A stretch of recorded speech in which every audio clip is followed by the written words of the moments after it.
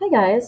Here we go. This unit, just to let you know, I think there are 22 words, mainly because I added some that we missed from previous units, and I think I repeated a word or two from a previous unit just because I don't think we really understand it yet. This time around, I'm also going to be focusing on nouns in the sentences. The nouns I'm going to make red. Okay, so here we go. Sedentary. Sedentary is a negatively toned word. It is an adjective, so it describes nouns. So in this example, sedentary, meaning tending to spend much time seated, somewhat inactive, is describing the boy. So sedentary is the adjective, boy is the noun. So this boy probably spends a lot of time on the couch playing video games. He would be described as a sedentary boy. If you're talking about the way, like a way of life that's marked or characterized by sitting, such as a sedentary career like being a secretary, for example. Sanctimonious. Sanctimonious is another negatively toned word. It means making to show or being morally superior to other people. So it's an adjective, so it describes nouns. So again, in the sample sentence, sanctimonious is describing talk, and the talk is of somebody trying to talk about that they are morally superior or better than other people. This is often used in connection to religion, especially because it relates to morals. It's like you trying to sound better than other people, like you are holier than thou. That's a good synonym. Or self-righteous, pious. You are way better than everybody else. There's no way you would be caught, I don't know, cheating on a test. That's sanctimonious. And especially it's done if you're trying to be showy about it. A lot of times politicians get called out for being sanctimonious. Exhort, it's a verb. I actually think this might be an old word too, which is here on purpose. So exhort is a verb. I think we were trying to use it as adjective previously. So it means to strongly encourage or urge someone to do something. The media has been exhorting people to turn out for the demonstration. So here, the media has been exhorting. Exhorting is the verbs that the media is doing, right? So the media is strongly encouraging someone to do something. It is a neutrally toned word. Somebody could exhort you to something positive or exhort you to something negative. Sordid. Sordid is a good word. It's an adjective. And so in this sample sentence, the story paints a sordid picture of bribes and scams. Sordid is describing the picture. So sordid is an adjective and it means involving ignoble actions or motives, arousing moral distaste and contempt. So this is very different than sanctimonious, like completely different. Sordid is just a word that describes something that's, here's some good synonyms: sleazy, dirty, seedy,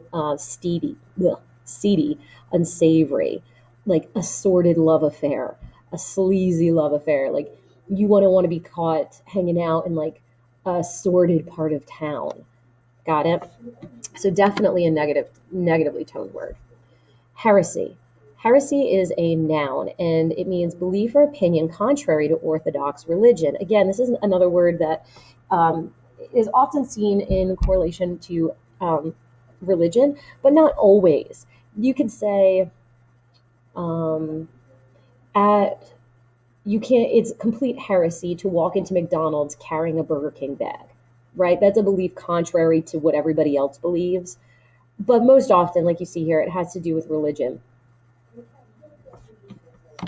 Transient. Transient is an adjective and a noun, two parts of speech here.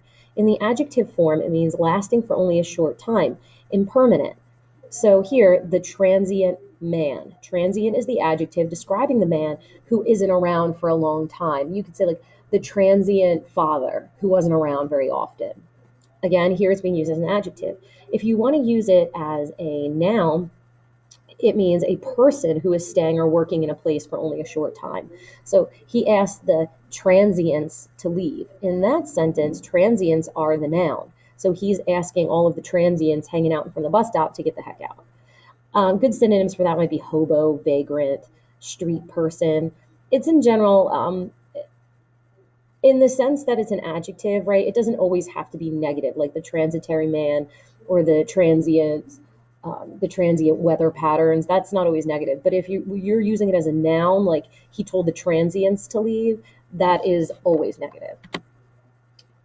Impung. Impung is a verb, and it means to dispute the truth, validity, or honesty of a statement or motive, to call somebody into question, to call someone out. You're impugning them. So, a good sentence would be, the father does not impugn her capacity as a good mother. So here, the father is not going to call into truth or call into question the mom. It just is. Synonyms: call into question, challenge, question, dispute. Um, if you were to say, are you impugning my judgment right now? That means you are questioning. Are you questioning my judgment?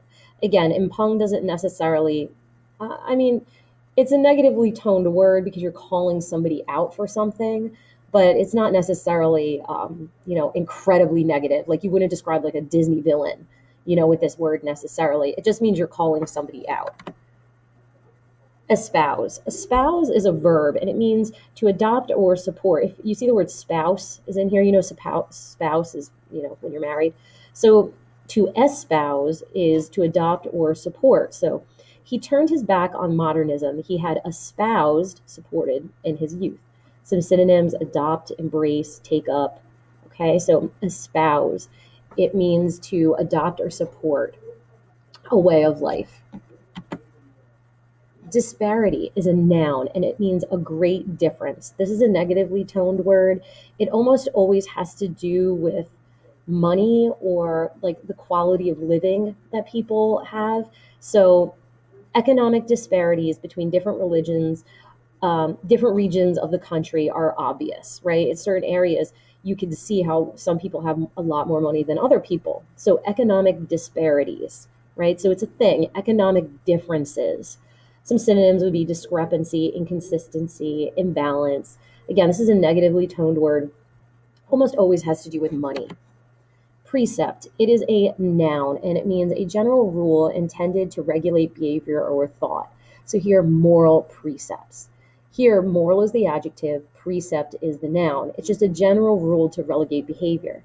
So keeping kids out of the hallway during charger time is a new precept, a new rule intended to regulate behavior.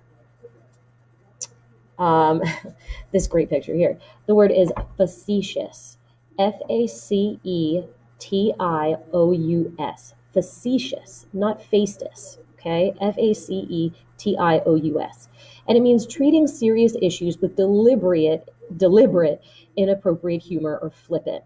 Synonyms: flippant, glib, frivolous, tongue-in-cheek. Here, this image is a bit facetious.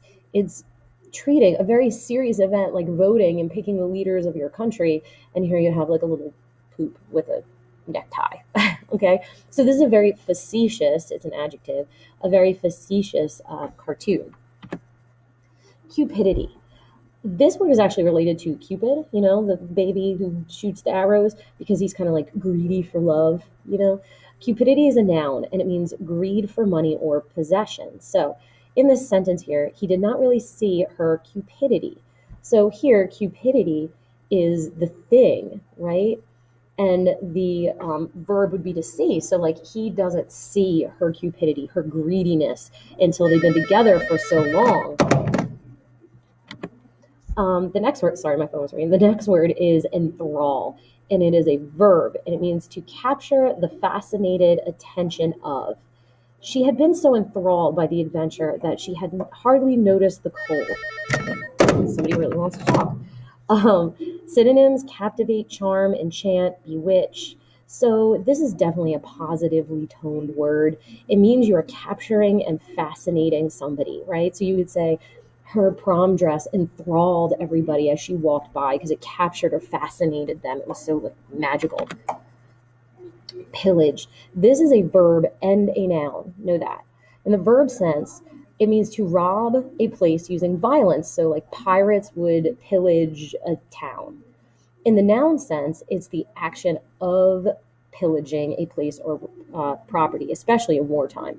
So you would say the South collected countless amounts of pillage during the war, right? So that's how you would use it in the noun sense. So if you look at our example here, the rebels were intent on pillage. The rebels were intent on getting pillage. In that sense, it's being used as a noun. Desecrate. This is a negatively toned word for sure, and it's a verb, and it means to treat a sacred place or thing with violent disrespect or to violate. More than 300 graves were desecrated. In this sense, right, this is a place of like a sacred place, and it's being violently disrespected. That violent part is very important. You wouldn't say like, I desecrated my homework by not putting my name on it. See, so that's not a violent place, and that's not violent disrespect, and it's not really a sacred place. Next word, this great picture. The vocab word is odium, Odium. It's a noun, and it means general or widespread hatred or disgust directed towards someone as a result of their actions. Also, the name of a very terrible looking goth metal band that I found on Google image search. So that's cool. Um, so for a sentence, it's his job had made him the target of public hostility and odium. So general or widespread hatred, like you smell something bad, odor, odium, and everybody hates whatever it is because of somebody's actions. So right now, a lot of political figures are experiencing a lot of odium because of all the sexual harassment cases that have been coming to light. Repudiate. It's a verb, and it means to refuse to accept or be associated with.